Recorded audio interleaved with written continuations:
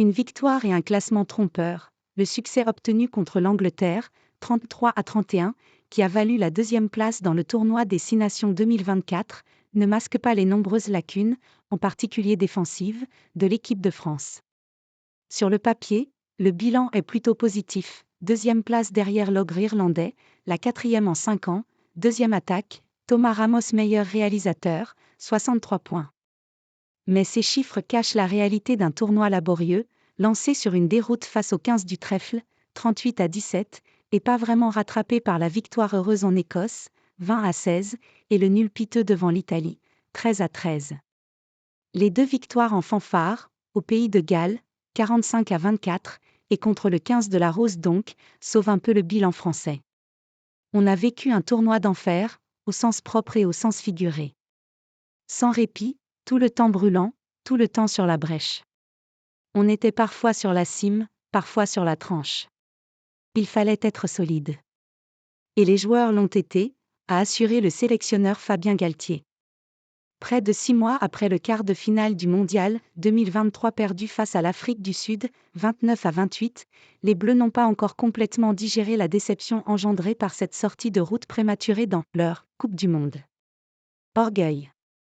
À Lyon, lieu de leur dernière victoire à domicile, le 6 octobre, 60-7 contre l'Italie, les hommes de Fabien Galtier ont vécu un condensé de leur tournoi 2024. Ils ont tour à tour été enthousiasmants puis assommants, solides puis éventés, fébriles puis impressionnants de caractère.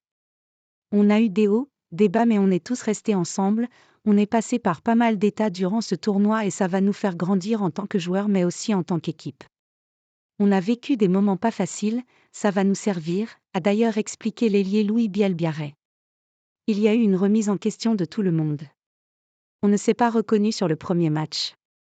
On se devait de réagir. On a été touché dans notre orgueil, dans notre ego, a estimé de son côté le 3e ligne François Cros.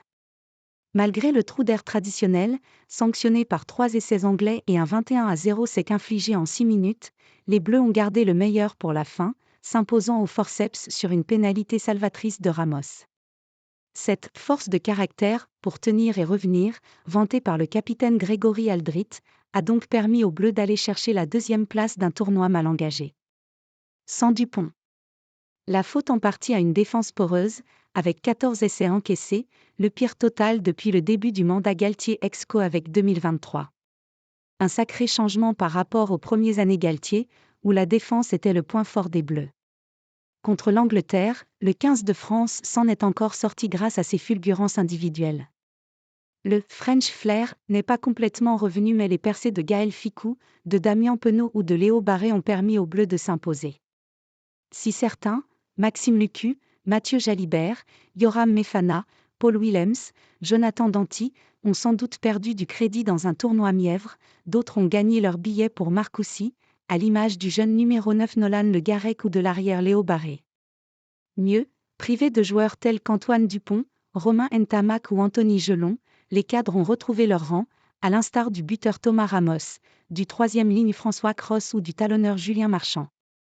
La tant attendue 2e ligne 100% toulousaine, formée par Emmanuel Mifou et Thibaut Flamand, semble aussi avoir cimenté sa place. La discipline, elle, a connu du mieux avec seulement 37 pénalités concédées sur l'ensemble de la compétition, malgré le double carton jaune puis rouge de Paul Willems contre l'Irlande, le jaune de Winnie Atonio en Écosse ou le rouge de Jonathan Danty devant l'Italie.